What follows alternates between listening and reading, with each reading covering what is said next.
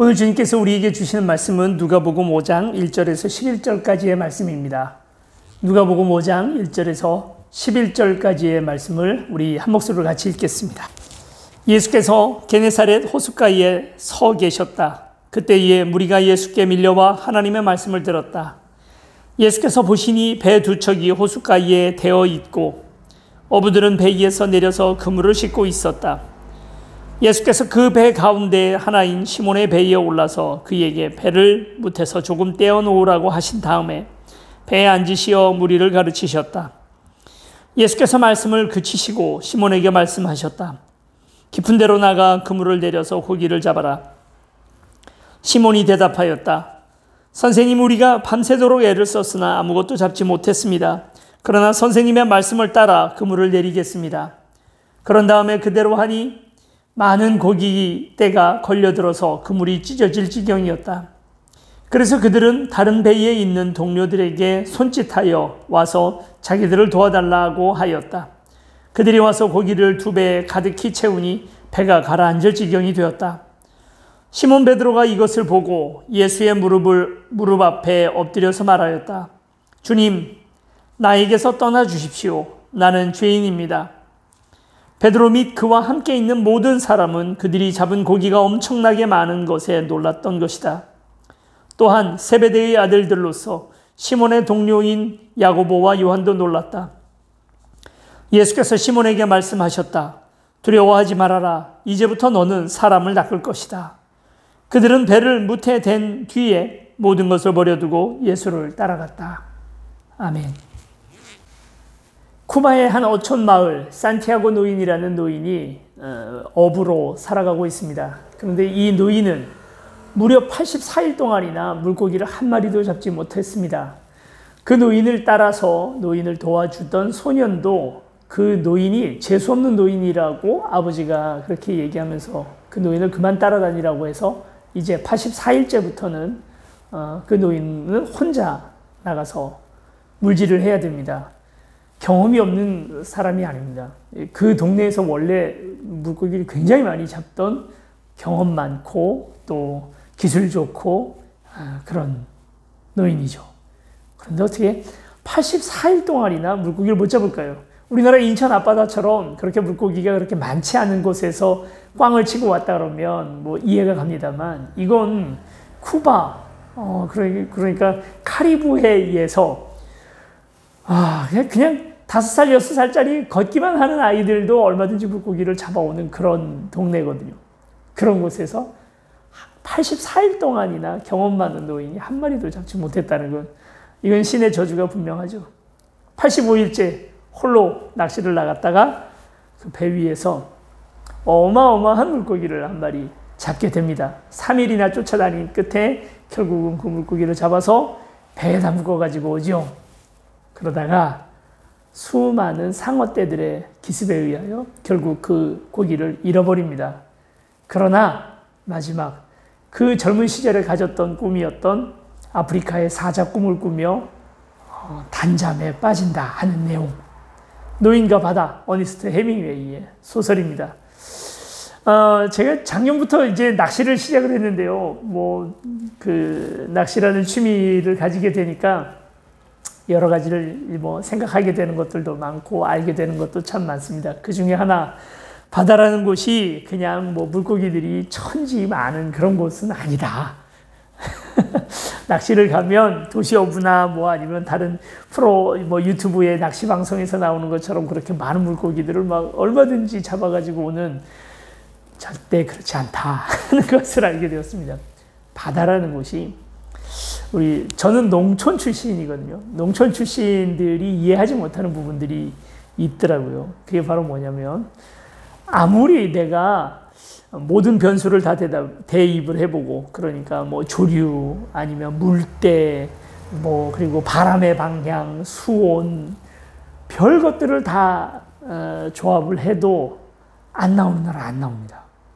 그래서 낚시꾼들 사이에서는 고기가 안 나오는 날을 뭐라고 얘기하냐면, 오늘 일본에서 지진이 났대. 일본에서 지진이 난 거랑 오늘 우리가 인천 앞바다에서 고기를 못 잡은 거랑 뭔 상관이에요? 아무 상관 없거든요.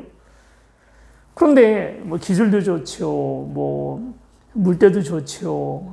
기온도 좋았죠. 날씨도 좋았죠. 모든 것들이 다 맞았는데 미끼도 다 좋았고 포인트도 좋았어요. 그런데도 물고기 한 마리도 못 잡는 날이 있거든요. 그래서 어부들이 미신에 의지하는 경우들이 참 많습니다. 그럴 만도 하죠. 뭐 용왕이 하는 일이 아닐까 이렇게 생각을 합니다. 그럴 만큼이나 바닷속이라고 하는 곳은 우리가 알 수 없고 그 수많은 변수들이 있고요. 그걸 파악하는 것도 우리에게는 제한된 변수 안에서 우리가 그걸 알아볼 수밖에 없어요. 왜 못 잡는지 또는 반대로 왜 오늘은 이렇게 많이 잡았는지 뭐 이게 설명이 잘 안 되거든요. 농촌 일은 그렇지 않습니다. 농촌은 열심히만 일하면 물론 이제 또 좀 도와주는 것들이 좀 있어야죠. 이것저것들 도와주는 역할들이 뭐 날씨도 좋아야 되겠고 태풍도 오지 말아야 되겠고 물도 좋아야 되겠고 이런 변수들은 물론 있지만 그거 다 통제 가능하거나 아니면 우리가 파악 가능한 변수들이잖아요. 그래서 내가 열심히만 하면 돼요. 저희 아버님 끝까지 지론이 뭐였냐면 땅은 거짓말하지 않는다. 땀방울이 들어간 만큼이나 내가 걷어가는 수익도 있는 거죠. 그게 농촌입니다. 그러나 어촌은 그렇지 않습니다. 어부들은 그렇지 않습니다. 내가 아무리 수고를 해도 받아가는 게 없는 날이 있다는 거죠. 베드로는 어부죠. 그도 마찬가지입니다. 내 수고, 내 기술, 그리고 또 그동안 나의 다년간의 경험 이런 것과는 전혀 상관없이 아무것도 그의 수고와는 상관없이 못 잡아오는 날이 있다는 거예요. 베드로는 그날 물고기를 잡으러 밤새도록 애를 썼습니다. 밤에 애를 많이 썼습니다. 아마 낮에도 같이 했을지도 모르겠어요. 빈 그물만 가지고 빈 배를 가지고 항구에 도착을 하는 것입니다. 가인과 아벨 이야기를 여러분 한번 잠깐 그 이야기로 넘어가서 같이 이야기를 좀 나눠보겠습니다. 가인과 아벨, 이전에 아담과 하와 이야기부터요. 아담과 하와가 선악과를 따먹게 되죠. 그 이전에 아담과 하와는 동산에서 내가 노력하지 않아도 먹었습니다. 그렇다고 해서 아담과 하와가 일을 안 했다는 얘기가 아닙니다. 직장이 없었다는 얘기가 아닙니다. 그냥 무의도식하면서 살았던 게 아니에요. 아담과 하와 일을 했습니다. 그러나 그 일은 내가 먹고 사는 것과 연결되는 일이 아니었어요. 먹고 사는 건 그냥 먹을 수 있습니다. 일은 어떻게 보면 자아실현, 하나님의 사명을 위해서 하나님께서 나의 대리자로 아담을 세우셨기 때문에 그 대리자의 역할을 충실히 하기 위하여 그 일은 계속해서 해나갔습니다. 그랬는데 선악과를 따먹고 나서 하나님께서 아담에게 준 징계가 뭡니까? 땀을 흘려야 먹게 될 거다라는 것입니다. 여러분 뒤집어서 한번 생각을 해보세요. 땀을 흘리면 먹을 수 있다라는 뜻이잖아요. 괜찮은 거예요, 그나마도. 우린 그런 세상을 꿈꾸고 있습니다. 사실은 한 번도 우리는 땀 흘린 만큼 먹지 않아요. 땀 흘린 것보다 덜 먹거나 땀 흘린 것과는 상관없이 훨씬 더 많이 먹는 세상에서 우리는 지금 살고 있습니다. 근데 우리는 이상적으로 생각하기를 땀 흘린 만큼 먹을 수 있으면 그것도 괜찮은 세상이 있잖아요. 그런 세상을 꿈꾸잖아요. 그게 공정한 사회라고 생각하고 그게 아담의 저주 때문에 온 세상이에요. 원래 그 이전의 에덴 동산은 그렇지도 않았습니다. 우린 그냥 먹고 사는데 풍족함이 있었습니다. 그건 내가 노력하지 않아도 일단 인간은 인간으로서 먹을 수 있는 자격과 권리라는 것은 누구에게나 있었어요. 일을 못하는 노인이나 장애인에게도 무능한 사람들에게도 동일하게 먹고 사는 건 가능했습니다. 그런 세상에 있다가 아담이 범죄로 말미암아 우리가 수고를 한 만큼 먹을 수 있게 됐다는 겁니다. 근데 이제 가인과 아벨 이야기. 가인이 아벨을 쳐 죽이고 나서 하나님께서 가인을 불러서 그에게 징계하시기를 뭐라고 얘기를 하냐면 네가 수고하여도 땅은 너에게 가시 엉겅퀴와 잡초만을 낼 것이다. 너는 아무 소득도 없이 이 땅을 방황유리하는 사람이 될 것이다 라고 말씀하십니다. 그날 이후로 가인, 어쩌면 현대인들, 우리는 수고한 것과는 상관없이 그 수고에 합당치 못한 그런 것들을 손에 쥐게 되고 있는 것이 아닌가. 이문열의 소설 제목처럼 우리는 가인의 후손이 아닌가 하는 생각을 해봅니다. 아무리 수고를 해도 얻어가는 게 없어요. 어쩌면 농민들까지만 해도 아담의 범주에 있는 게 아닌가 하는 생각이 듭니다. 노력한 만큼 물론 이제 요령도 있어야 되겠고 다 있어야겠지만 기술도 있고 해야 되겠지만 그러나 노력하면 노력한 만큼 소출을 얻어갈 수 있는 것이 농촌 사회라면 우리가 살고 있는 도시 사회 물론 이제 지금 이 방송을 보고 있는 분들 중에 농민도 계시겠습니다. 그러나 도시에서 살아가고 있는 대다수의 젊은이들이 도시에서 살아가고 있는 이 현대에서 노력한 만큼 뭘 얻어가지 못하는 경우들을 봅니다. 아무리 공부를 열심히 해도 성적이 안 올라요. 그 농민이었던 저희 아버님은 저를 이해를 잘 못했어요. 왜 노력을 한다는데 왜 성적이 안 올라? 말도 안 되는 얘기 하지 마. 아무리 살을 빼려고 운동을 해도요, 살이 안 빠져요. 참 얄미운 인간들이 있어요. 뭐 그렇게 막 삼겹살도 맨날 먹고 배부르게 뭐 치킨 사다 맨날 먹고 저녁에 또 먹고 라면 끓여 먹고 이러던데도 그래도 44 사이즈예요. 뭐 약을 먹나? 왜 이러지? 그런데 나는 물만 마셔. 그냥 숨만 쉬어. 그런데도 점점 불어나. 이거 세상이 왜 이래? 불공평해요. 아무리 열심히 공부를 해도 내 친구는요, 뭐 맨날 놀아요. PC방 가 있고 뭐 요번에 새로 나온 게임이 뭐다 이런 거 다 줄줄이 꿰고 있고 막 그 수업 시간에도 수업 안 하고 이거 핸드폰 숨겨가지고 그거 가지고 핸드폰 게임해요. 그러고 전교 1등을 해요. 나는 도서관 가고 학원 가고 막 미치도록 하루에 3시간, 4시간 자면서 이렇게 열심히 공부를 하는데도 안 돼요. 내 친구는 또 그 친구는 나중에 좋은 직장에 그냥 바로 한 번에 합격을 하죠. 나는 중소기업 이런 데서도 잘 오란 데가 없어요. 우리가 살고 있는 이 시대는 노력이라는 변수 하나로 모든 것들이 다 얻어지지 않는 그런 곳이죠. 바다가 그렇고 도시가 그러네요. 가인이 그랬습니다. 어쩌면 목회도 그런 게 아닐까 하는 생각을 요즘은 계속 해보고 있습니다. 노력한다고 다 되는 게 아니죠. 베드로는 열심히 수고하였지만 아무것도 잡은 것이 없는 자신의 빈배에 그물을 씻으면서 허탈하게 돌아왔습니다.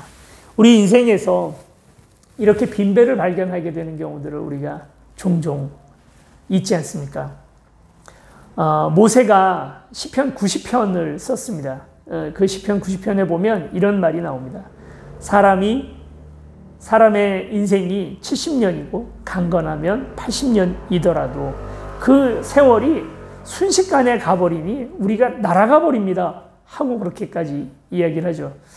그가 나이 80이 되어서 발견했던 것은 자신의 빈배였죠. 이 빈배에 가장 시적이고 극적이고 그리고 우리가 너무나 잘 알고 있는 이 빈배를 설명하는 사람은 바로 솔로몬일 것입니다. 솔로몬은 평생에 3대의 저작이 있습니다. 솔로몬의 3대 저작. 첫째, 어린 시절, 젊은 시절에 그가 썼던 것이 아가서이죠. 사랑에 대하여. 그래서 남녀간의 뜨거운 사랑에 대하여 썼고요. 그런 노래를 지었고요. 그리고 이제 중년의 나이, 자녀를 키우면서 그가 썼던 것은 잠언입니다. 그래서 그의 자녀에게 그가 가지고 있던 지혜의 일부라도 전해주고자 하던 열정으로 썼던 것이 바로 잠언이죠. 그리고 마지막으로 그가 노년의 젊은이들에게 그의 인생을 통해서 얻게 된 가장 극적인 교훈을, 그 지혜를 넘겨주기 위하여 썼던 책이 바로 전도서입니다. 전도서의 가장 중요한 한마디 여러분 다 아시죠? 헛되고 헛되니 모든 것이 헛되다. 해 아래 헛되지 않은 것이 없다. 그렇게 이야기를 하죠. 내가 공부도 해봤고 돈도 벌어봤고 여자도 안아봤고 명예와 자리의 끝까지 다 올라가 봤지만 그 모든 것들의 의미가 없더라는 거예요. 헛되더라. 솔로몬도 그의 말년에 자신의 빈 배를 발견하게 된 것입니다. 배가 비어 있구나. 베드로는 그냥 눈으로 볼 수 있었죠. 뭐 수고 많이 했지만 그러나 그의 어창은 물고기가 한 마리도 없는 상황 볼 수 있었겠습니다. 그러나 솔로몬도, 모세도 이와 같은 사람들, 그리고 저나 여러분들도 그 빈 배를 느끼기가 쉽지 않아요. 뭔가 차 있다는 느낌이 들고 아니면 뭔가로 채워놨기 때문에 우리가 지금 아무것도 없이 그냥 헛되고 헛된 삶을 살고 있는지 잘 모르고 지나가는 경우들이 참 많이 있습니다. 그리고 우리가 그렇게 헛된 것들을 잘 참지 못하기 때문에 뭔가 뭐 잡다한 쓰레기라도 거기다가 잔뜩 채우거든요. 그래서 내가 차 있는 줄 알아요. 내가 뭔가 가지고 있는 줄 알아요. 뭘 누리고 있는 줄로 알아요. 그런 착각을 많이 주는 것이 3S 아닙니까? 누군가 책 제목으로 썼던 3S. 스포츠, 스크린, 섹스. 이 세 가지를 통해서 우리 현대인들은 우리의 비어있는 배들, 그 허무감들, 그런 것들을 가득 채워놨습니다. 어느 날 우리 스마트폰을 싹 뺏어버리고 무인도에다가 가둬놓고 하루만 딱 내버려 두면 나의 빈배를 발견하고 그 허탈과 허무감에 견디지 못해 하지 않겠습니까? 원래 그게 지금 우리가 살고 있는 베이스예요. 그 허무감, 헛됨 가운데 우리가 지금은 살아가고 있는 겁니다. 늘 그걸 느끼면서 살아야 되는데 진통제와 같은 여러 즐거움들, 그렇게 3S가 우리를 헛배부르게 만들어 놨어요. 우린 잘 모르고 지나가요.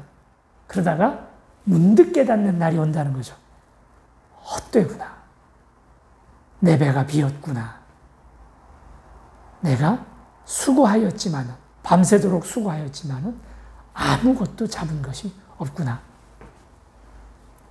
개인적인 이야기입니다만 요즘은 제가 그걸 절실하게 깨닫고 있습니다. 돈을 벌었나? 뭐 목사가 돈을 벌었겠어? 예, 뭐 여러분들 기대하시는 바대로 돈을 벌기보다 많이 썼습니다. 저희 뭐 경주정시 문헌공파 62대손 장손으로서 참 그 부동산이 많이 있었습니다. 지금 생각해 보면 제가 날려먹은 부동산만 생각을 해보니 10억 원어치 정도를 날려먹은 것 같아요. 그 돈 다 어디 갔나? 돈 못 벌었죠. 지금도 뭐 카드 빚에 허덕이고 있으니까 다 갚지 못한 카드 빚에 허덕이고 있고, 예. 한 달에 부목사 월급 250만 원 그걸 받아서 또 이제 교회들마다 다 다르지만 대다수 교회들이 또 사모님들 일을 못하게 하기 때문에 수입은 그게 다죠.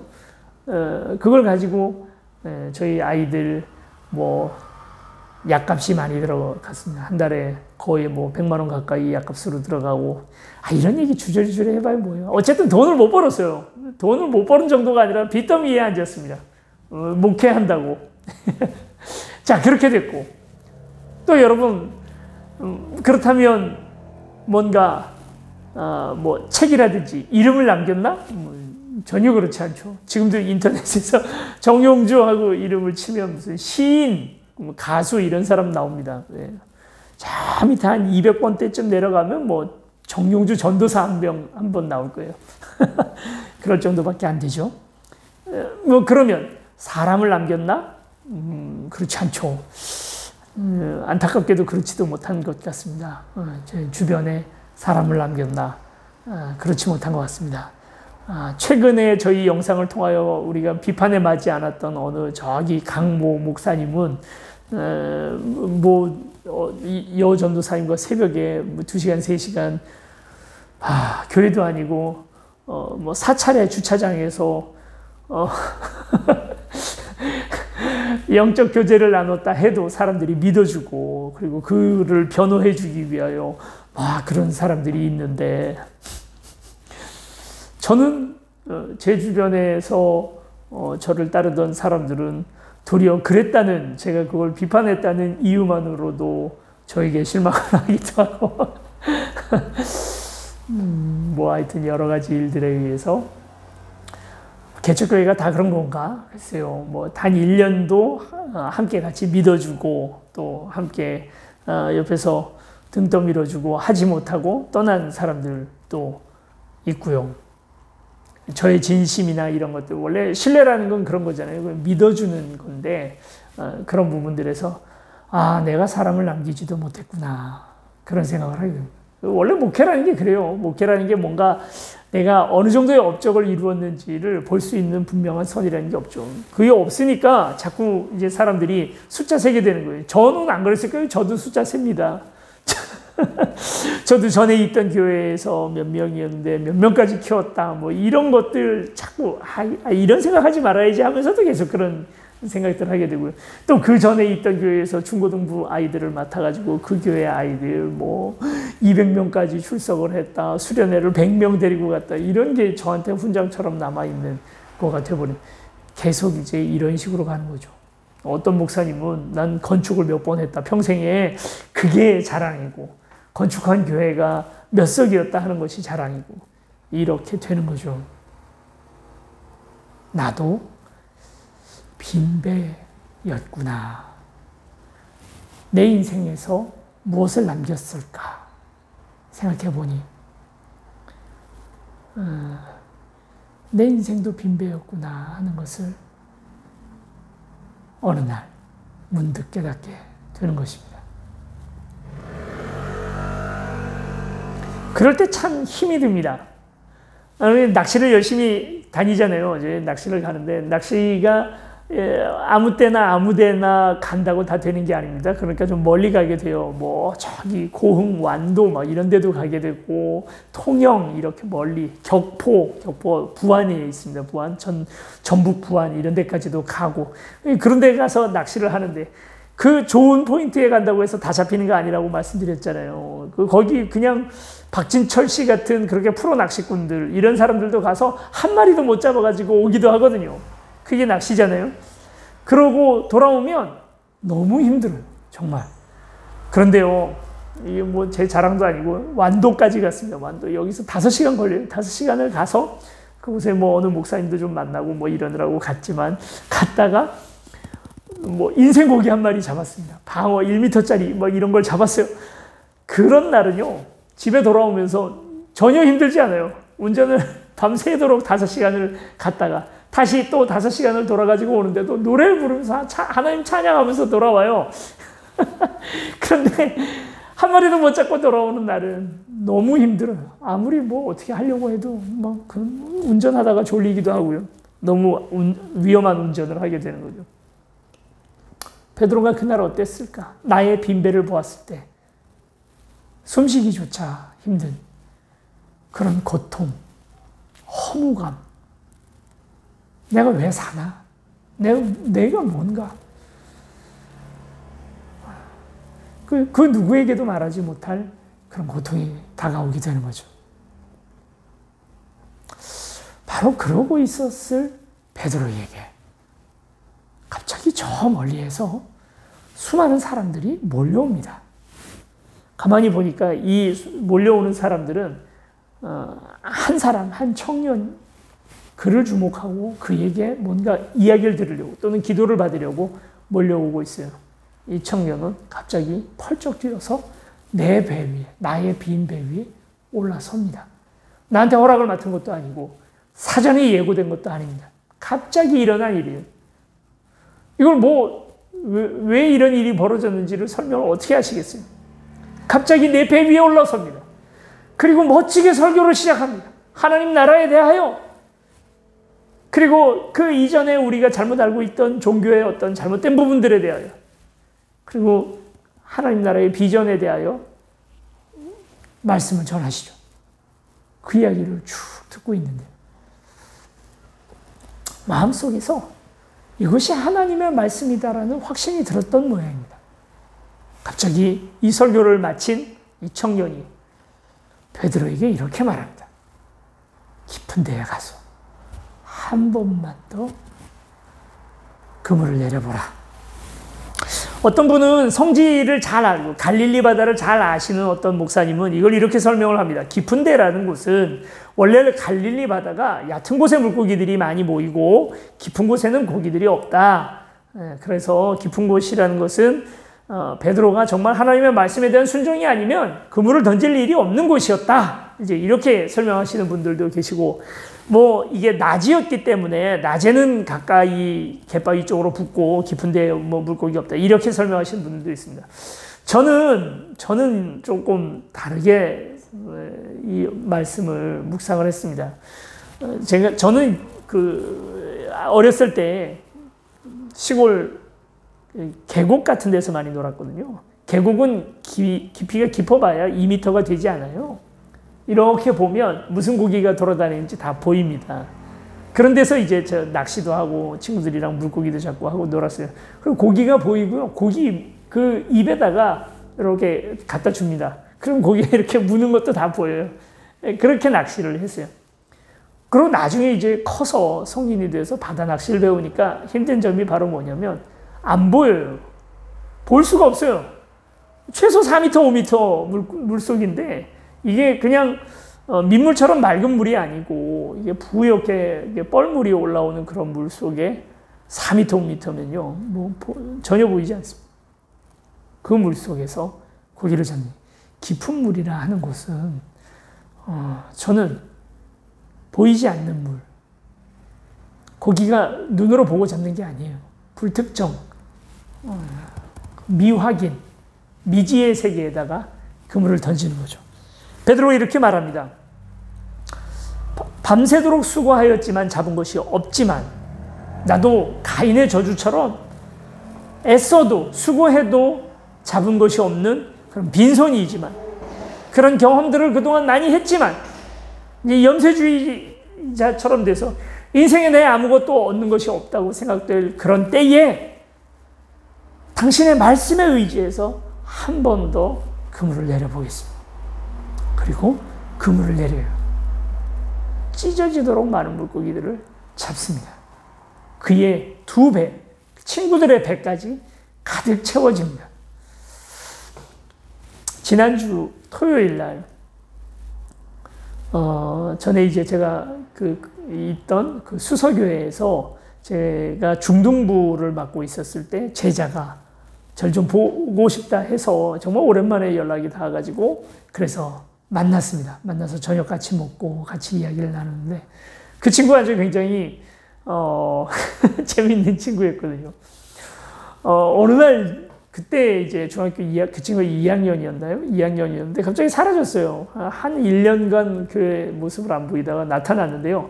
그 1년 동안에 미국을 다녀왔더라고요. 아버지 온 식구들이 미국 갔다 오더니만 이거 뭐 성인이 됐어요. 뭐 눈에는 이렇게 염색 홍채를 넣고 머리는 다 염색을 하고 정말 성인처럼 그렇게 옷 입고 갑자기 나타나더니 저 누군지 아시겠어요? 뭐 이렇게 얘기하더라고요. 그때는 참 교회로 그래도 매주 나오고 말씀에 귀를 기울인다는 게 참 신기하다고 생각됐던 친구였는데요. 신앙이 있다는 생각 잘 안 들어요. 그 부모님은 아주 훌륭하게 신앙생활했지만 그 자신 그렇게 신앙이 있다는 생각이 안 들었습니다. 미술 전공을 했고 나중에 이제 좋은 대학을 가고 이제 했어요.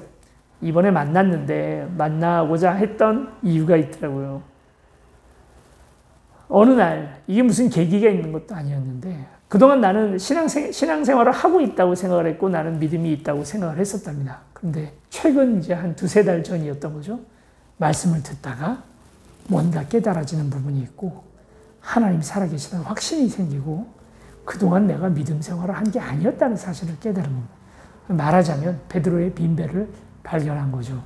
그렇게 하고 자신의 빈배, 자신의 인생에 예수 그리스도께서 뛰어 올라오셨다는 확신을 얻게 되었습니다. 그리고는 모든 것들이 다 바뀌었다는 거예요. 자신의 가치관, 사는 이유, 그리고 말씀을 듣는 태도,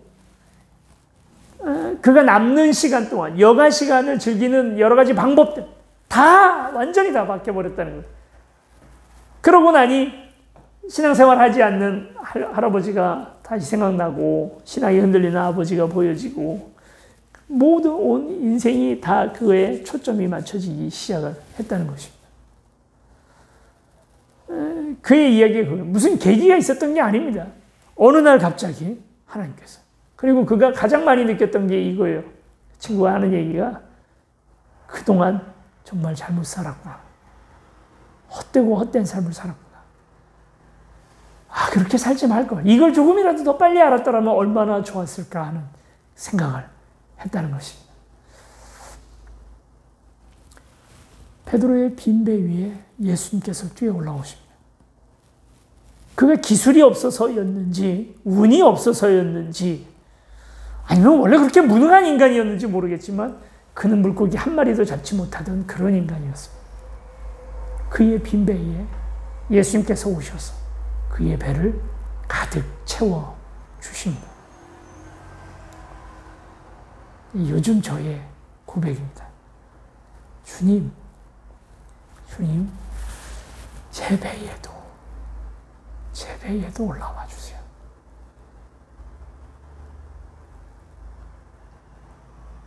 제게도 와 주세요. 오셔서 제 배를 채워주세요.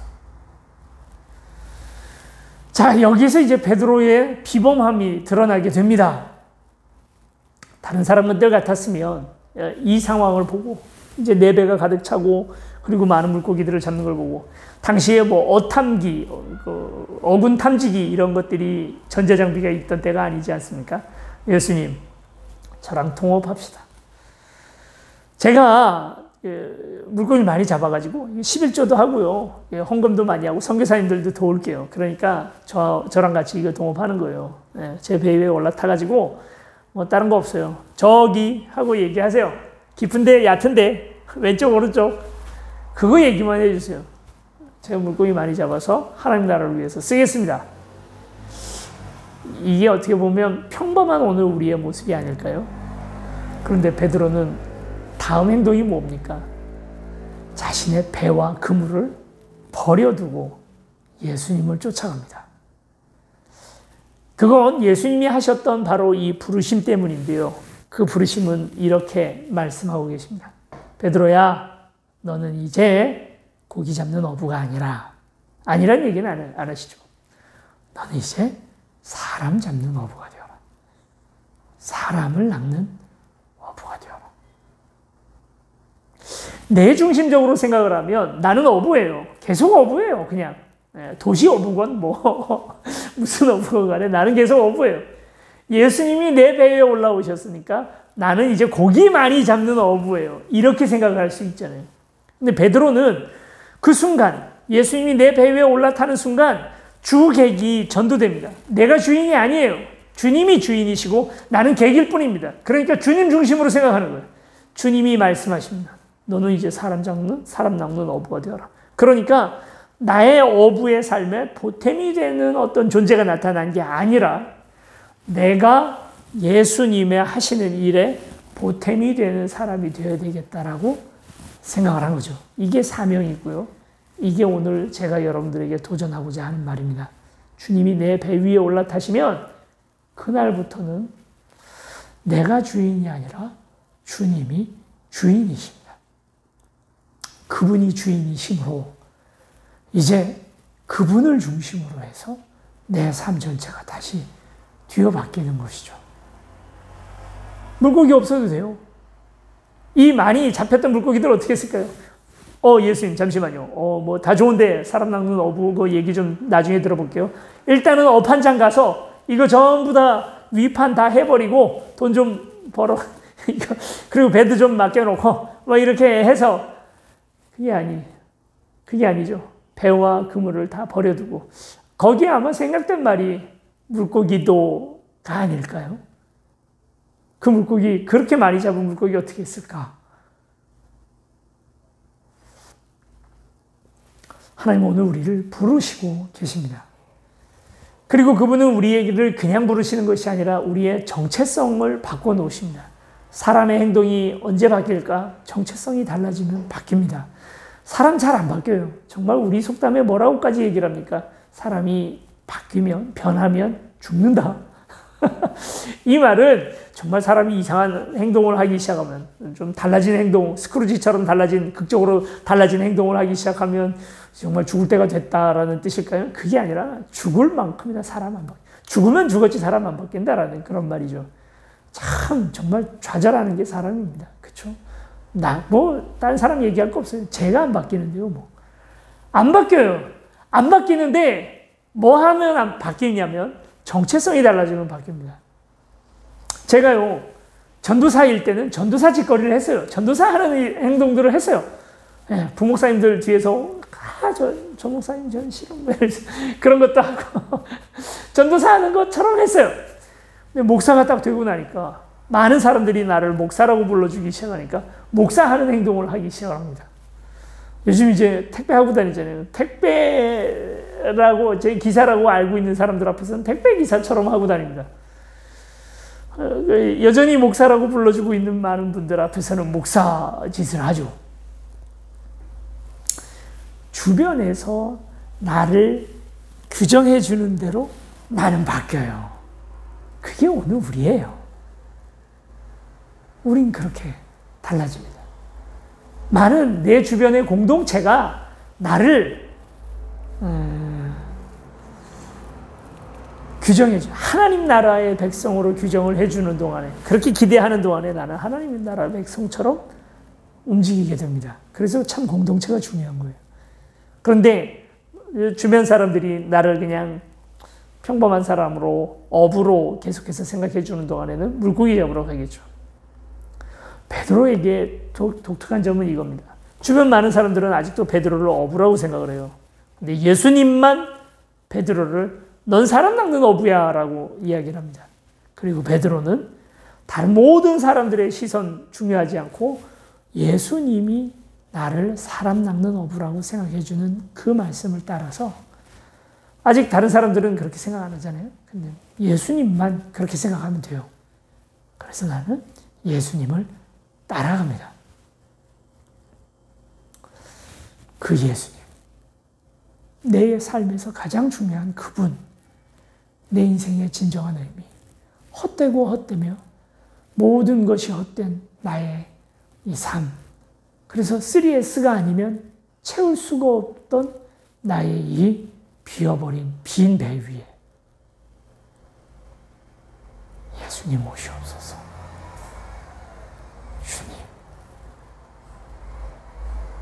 마라나타 하나님, 지금 오셔서 나의 이 허무감을 은혜로 가득 채워 주시옵소서. 함께 기도하시겠습니다.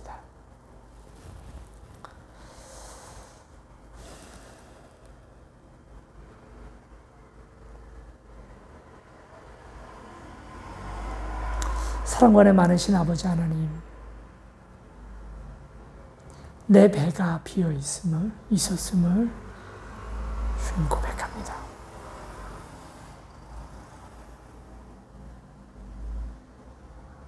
수고했습니다.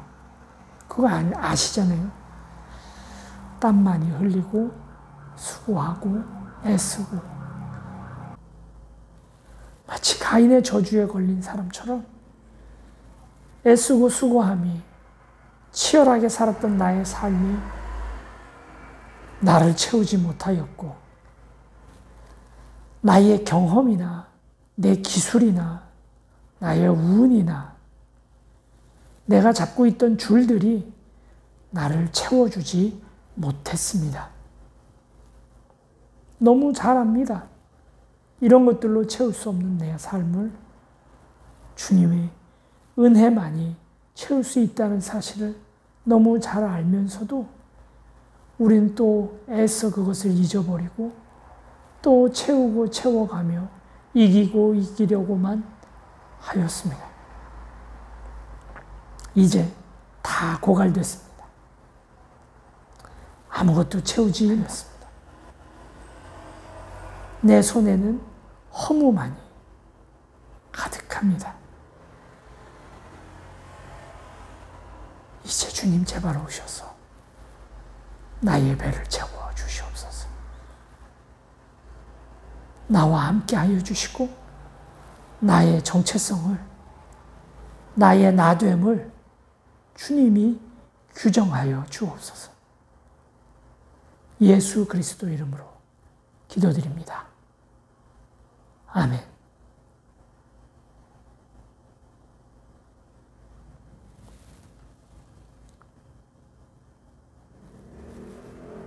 축도로 예배를 마치겠습니다. 이제는 우리 주 예수 그리스도의 은혜와 하나님 아버지 크신 사랑과 성령의 교통하심이 주 없이 단 하루도 살 수 없다 고백하고 주님의 채워주심만을 바라며 기다리며 오늘이 그날이기를 기대하는 우리 나란히 걷는 교회 모든 성도들과 또 함께 예배드린 모든 이들 위해 이제로부터 영원히 함께 하시기를 간절히 축원하옵나이다. 아멘.